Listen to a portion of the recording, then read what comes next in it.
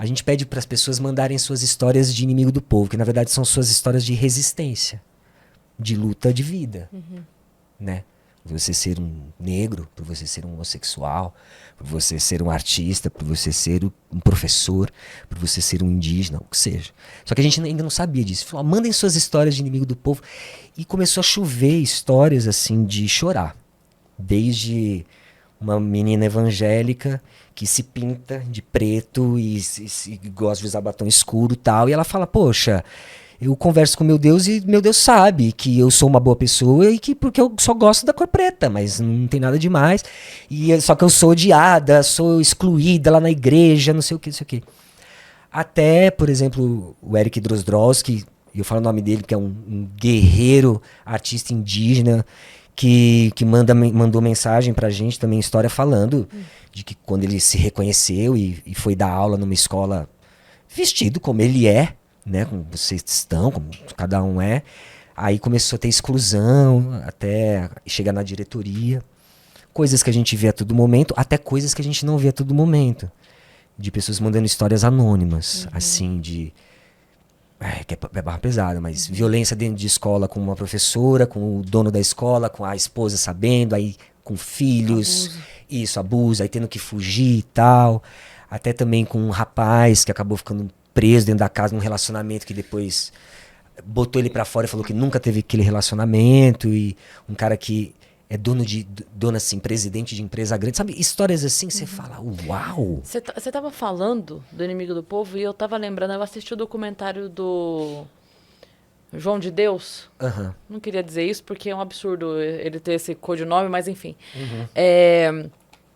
E aconteceu na cidade dele, muito próximo da história do livro, que era o fato de que, como ele financeiramente mandava muito na cidade, e muitas pessoas lá na cidade viviam de pequenos hotéis e pousadas, pequenos restaurantes, porque a cidade vivia cheia, porque muita gente ia lá, quando as mulheres começaram a denunciar os abusos sexuais que sofriam dele, a cidade calava essas mulheres.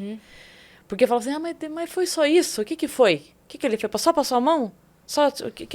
Mas que de tão grave? Porque eu vou ter que fechar meu negócio. Sabe? É tipo assim, e começaram... Isso eu não tô falando da minha boca, não. Tô falando porque foi, tipo assim, tá no documentário. Sim. As pessoas relatando isso. E eu fiz o caminho de Brasília a Goiânia, que quando eu faço show dupla, Brasília-Goiânia, normalmente é de carro porque é próximo, né? E realmente o visual da cidade mudou. De muita coisa fechada, de muita coisa... Tipo assim, é real. O prejuízo financeiro é real. Sim. Mas ele não pode ser maior... Do que a vida. Do que a vida. Exatamente. Né? Então, assim, esse caso... Obviamente que eu tô falando de assédio, né? E aí o caso era um médico, era um rio, era um lago, sei lá. Mas é que você foi contando, eu fui, caramba... Na minha mente veio toda essa história. As mulheres indo na rádio, e aí ele era sócio da rádio. A mulher ia denunciar não sei aonde, mas daí o primo trabalhava não sei aonde. Sim. E aí e todo mundo virou as costas, e são centenas de mulheres. É impressionante. As mulheres... inimigo número 1 do povo, no sentido de que não é o povo, é que tem um sistema da qual os representantes na peça, pra gente não se perder aqui na nossa sociedade, na peça tem lá o jornal, né, o cara que troca, divulga informações, você tem o prefeito, você tem um dono de comércio, então você tem uma representatividade que você vê na história do Ibsen, que essa sociedade, ela tá servindo a uma coisa, que é o capital, dinheiro, porque o prefeito sempre fala de dinheiro, e que ela constrói o inimigo do povo, quando não é favorável àquilo ali, à economia. E aí, nesse caso, é a mesma questão, né? É a mesma questão. Que é financeira. A questão é financeira, né? Exatamente, né? Então, o financeiro vai calando essas vozes de resistência e vão criando inimigos do povo. Então, é muito complexo, né? E eu estou com o Pascoal nesse ápice desse personagem, que é também um grande presente, entendeu? Porque nada mais é do que uma informação que diz respeito a todos nós. E cabe a todos, de verdade, todo mundo, ser Zequinha só para seguir a nossa linha de raciocínio e tomar um partido, porque senão você vai ser enganado. Você vai ser enganado pelo comercial, você vai ser enganado por aquela coisa que não vai alimentar bem, você vai ser enganado por uma coisa e estamos, entendeu? Mas talvez faça parte da peça. Assim, da peça da peça, né? Agora, fora esse terreno para preparar, para dizer essa coisa, essa bomba que a gente vem falando do inimigo do povo, tal, que infelizmente eu não posso falar ainda.